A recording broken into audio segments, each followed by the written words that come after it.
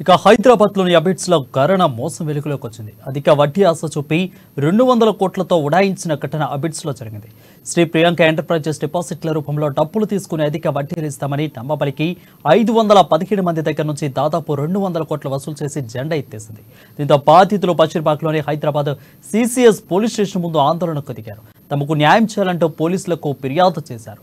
అబిడ్స్లోని Telangana state cooperative బ్యాంకులో general మేనేజర్గా పనిచేస్తున్న నిమ్మగడ్డ వాణిబాల తన భర్త మేకా నేతాజీ కొడుకు మేకా శ్రీహర్షలు తమని మోసం చేశారని ఫిర్యాదులో తెలిపారు. ఇక బ్యాంకులో డిపాజిట్ చేయడానికి వచ్చే వినియోగదారులను ఆకర్షించి అధిక వడ్డీకి ఆశ చూపి అదే బ్యాంకు సమీపంలో తన భర్త ఆఫీస్ ప్రియాంక ఏజ్ ఎంటర్ప్రైజెస్ లో నిమ్మగడ్డ వాణి బాల డిపాజిట్లు చేయించుకున్నారని బాధితులు ఆరోపించారు. ఇక ఘటనపై పోలీసులు కేసు నమోదు చేసి దర్యాప్తు చేస్తున్నారు.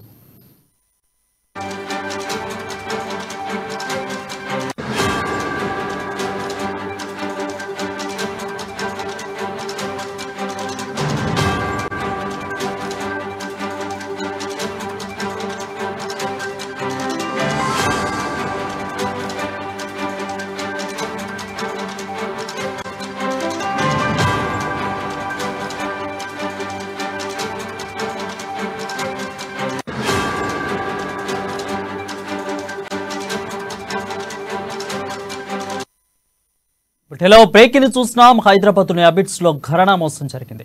ఇక అధిక వడ్డీ ఆశ చూపి 200 కోట్లతో ఉడాయించిన ఘటన అబిడ్స్ లో జరిగింది. శ్రీ ప్రియాంక ఎంటర్ప్రైజెస్ డిపాజిట్ల రూపంలో డబ్బులు తీసుకుని అధిక వడ్డీలు ఇస్తామని నమ్మబలికి 517 మంది దగ్గర నుంచి దాదాపు 200 కోట్ల రూపాయలు వసూలు చేసి జెండా ఎత్తేసింది. దీంతో బాధితులు బషీర్బాగ్లోని హైదరాబాద్ సిసిఎస్ పోలీస్ స్టేషన్ ముందు ఆందోళనకు దిగారు. ఇక తమకు న్యాయం చేయాలంటూ పోలీసులకు ఫిర్యాదు చేశారు. అబిడ్స్లోని తెలంగాణ స్టేట్ కోఆపరేటివ్ బ్యాంకులో జనరల్ మేనేజర్గా పనిచేస్తున్న నిమ్మగడ్డ వాణిబాల తన భర్త మేకా నేతాజీ అదేవిధంగా కొడుకు మేకా శ్రీహర్షులు తమని మోసం చేశారని ఫిర్యాదులో తెలిపారు.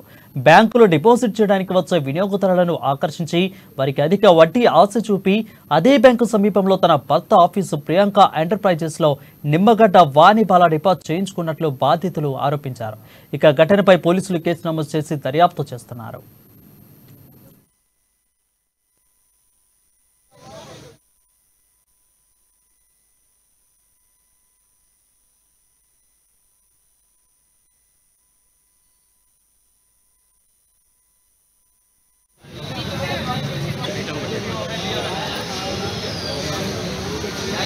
మీడియా అలా ఓవరాల్ ఫోటోస్